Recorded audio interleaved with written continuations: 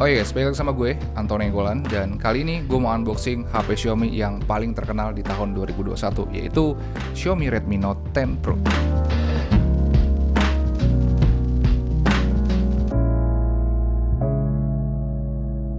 Jadi ini hasil pre-order gue guys, tanggal 13 April kemarin, dan gue tertarik untuk ngebahas ini karena seperti biasa ya, HP Xiaomi itu punya spek dan harga yang gokil banget. Kalau dari boxnya kita lihat teman-teman kayak gini tampilannya, ada tulisan Redmi Note 10 Pro dan ada desain HP-nya, jadi udah kebayang lah kira-kira desain dari HP-nya seperti apa. Dan yang menarik di belakangnya kita lihat ada speknya yang menurut gue keren banget. Jadi dia pakai 108 megapiksel quad kamera tele macro lens. Gue kurang tahu itu apa, tapi nanti kita cek.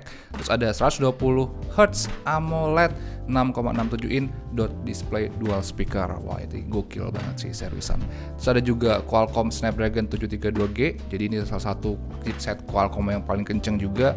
Terus ada 33 watt fast charging dengan baterai 5020 mAh baterai. Jadi untuk spek ini menurut gue udah gila banget. Jadi mungkin langsung aja kita cek isinya ada apa aja. Langsung aja kita potong kira-kira isinya apa aja. Gue penasaran sih kira-kira ada case nggak ya. Biasanya kalau HP Xiaomi itu nggak ada case-nya sih, tapi nggak tahu juga, mudah-mudahan ada. Oke, langsung kita buka aja. Jebret.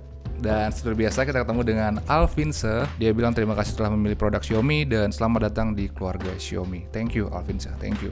Dan langsung aja kita lanjut lagi ke bawahnya, ada tulisan Design by Redmi. Wah, ini keren juga nih, kira-kira apa ya? Design by Redmi. Kita lihat di dalamnya. Oh, ada casing ternyata guys. Nice. Jadi harganya udah lumayan terjangkau dan dapat casing juga. Dan kita lihat di sini ada panduan penggunaan yang tentu aja nggak akan kita baca. Case-nya adalah clear case yang lumayan nih. Ada kayak desain-desain gitu yang ngebuat warnanya jadi doff, dan ini menurut gue cukup keren sih. Dan kita lihat juga di sini ada SIM card ejector dan di bawahnya ada Redmi Note 10 Pro-nya. Wow, kita lihat juga speknya. Di sini udah ada yang kayak di belakang tadi. Jadi nggak perlu kita baca lagi, dan langsung aja ke bawahnya. Kira-kira ada apa lagi? Wow, chargernya. Oh, ada kertasnya ternyata naik gini guys. Gue kira ini chargernya sepanjang ini, ternyata enggak. Kita lihat di sini chargernya dengan tulisan yang kecil, dan gue nggak akan coba untuk baca. Nanti kan gue tulis aja kira-kira ini berapa watt outputnya. Dan kita lihat juga di belakangnya dia punya port yang masih warna merah. Ini keren sih. Terus lanjut lagi ke bawahnya kita ketemu dengan USB Type-C kah? Tentu aja ya, udah USB Type-C dan juga USB Type-A. Kita lihat di sini cukup standar lah ya untuk tahun 2021. Dan langsung aja kita cek kira-kira HP-nya seperti apa. Tampilannya kayak gini dari belakang. Gue pilih yang warna apa tadi ya, gue lupa. Onyx Gray, RAM 6GB dan juga ROM 64GB. Jadi ya tadi gue lupa baca sih. Kalau dari tampilannya sih ini mirip banget dengan Xiaomi Mi 11 gue warnanya, tapi gue belum tahu kira-kira feel-nya apakah sama. Soalnya yang Xiaomi Mi 11 itu bodinya kaca. Kalau yang ini apakah kaca juga? Jadi langsung aja kita buka juga yang ini. Jebret. Dan tampilannya kayak gini guys, kira-kira mirip banget sih dengan Xiaomi Mi 11, apalagi lekukan dari bezelnya, walaupun yang di sini lebih tebal.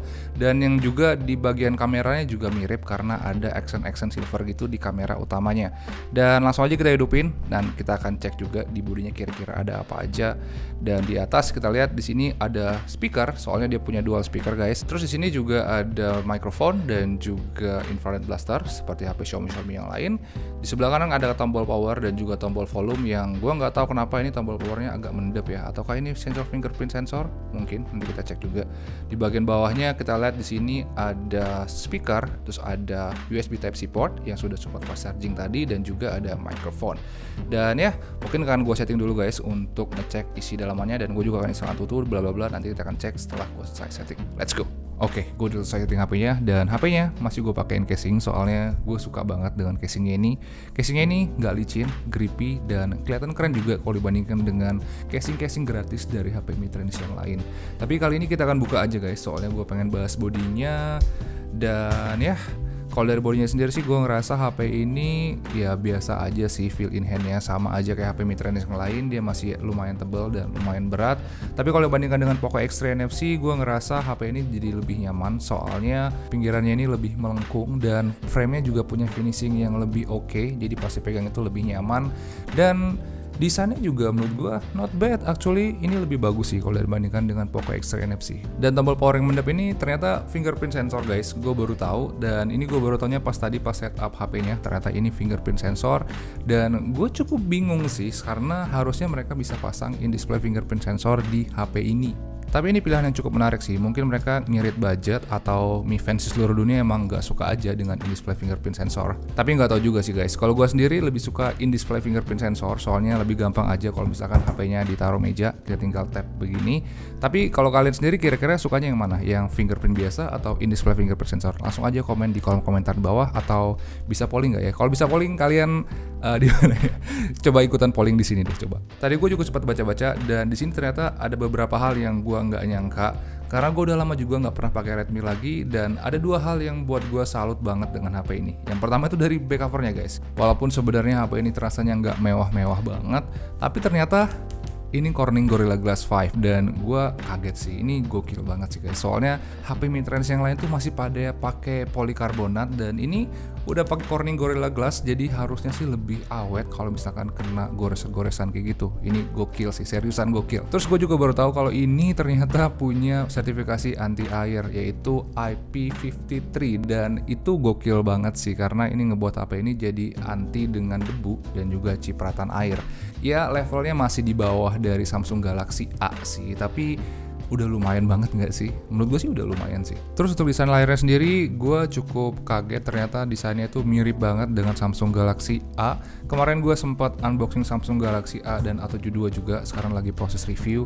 Dan kalau dibandingin side by side kayak gini, jujur mereka mirip banget. Terus juga bagian atasnya kita lihat kameranya juga sama-sama kecil dan posisinya juga sama. Dan yang lebih gokil lagi, Redmi Note 10 Pro ini ternyata udah pakai AMOLED Full HD Plus. Jadi ini harusnya udah oke lah ya untuk dari segi warna dan juga teknologinya. Tapi yang buat gua garuk-garuk tuh sebenarnya refresh rate-nya guys ya. Jadi kalau misalkan kita ke bagian setting, ada pilihan di displaynya. Ternyata di sini punya refresh rate 120 Hz dan itu gokil banget sih, seriusan. Ini udah lebih oke lagi kalau dibandingkan dengan Poco X3 NFC. Gue kira Poco X3 NFC itu udah paling gokil, ternyata ini lebih gokil lagi soalnya dia 120 Hz dan juga udah pakai panel AMOLED, dan itu gokil banget, seriusan. Gue ngomong gokil udah berapa kali nggak tahu deh. Oh ya, kalau kita pergi ke setting dan kita cek about phone, kita bisa lihat dia pakai MIUI L12, dan juga kita bisa lihat ini spesifikasinya, dia RAM 6GB dan juga octa-core max 2,3 GHz. Ini sebenarnya Snapdragon 732G sih guys. Jadi kalau kita cek di sini, kita cek AIDA, kita lihat si prosesornya. Ini adalah Snapdragon 730. Nice, AIDA nice. Dan kalau kita cek di Antutu guys, di sini kita bisa lihat nilai skornya. Gue tadi sebenarnya udah ngukur tapi belum lihat hasilnya, dan what? Nilainya cuma segini doang, seriusan. Kemarin gue udah sempat ngukur dengan Samsung Galaxy S72 dan gue dapet nilai yang lebih besar. Jadi kemarin gue dapat nilai sekitar 300 ribuan, sedangkan ini masih 260 ribuan. Mungkin karena RAM-nya ini lebih kecil ya guys ya, soalnya ini cuma versi 6GB 64GB doang. Sebenarnya ada kemarin yang versi 8GB, tapi gue nggak kebagian pas flash sale-nya. Jadi pas jam 1 gue klik udah habis. Jadi ya udahlah ya, langsung aja kita cek beberapa game. Gue tadi juga udah install beberapa game di sini, ada Mobile Legends juga. Dan kita akan lihat kira-kira dia sampai grafis apa. Jadi kalau kita cek ke bagian grafis, kita kecilin dulu kali ya.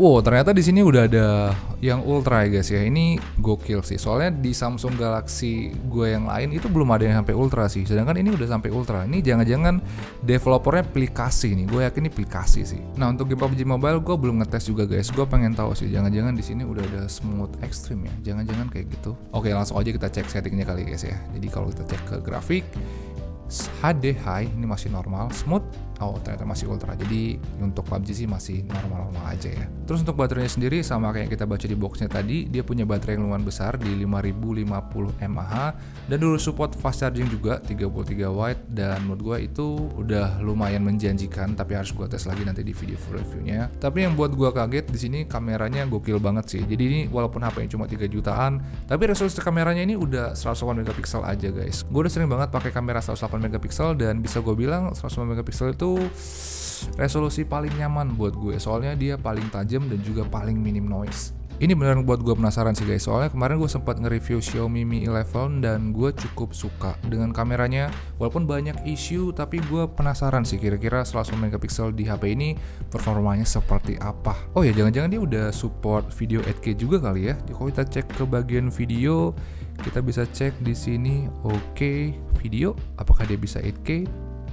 Oh, 4K 30 fps doang. Gue terlalu berharap banyak sih. Oke, mungkin gitu aja kali ya pendapat gue untuk Redmi Note 10 Pro. Gue udah lama sih nggak pakai Redmi Note, tapi kalau kalian ada saran, sampaikan aja di kolom komentar. Atau kalau ada yang mau di request buat gue review, langsung aja tulis di kolom komentar biar nanti gue bahas di video full reviewnya. Jadi ya mungkin segitu aja pendapat gue untuk Redmi Note 10 Pro. Terima kasih udah nonton. Kita ketemu lagi ya di video-video berikutnya. Ciao.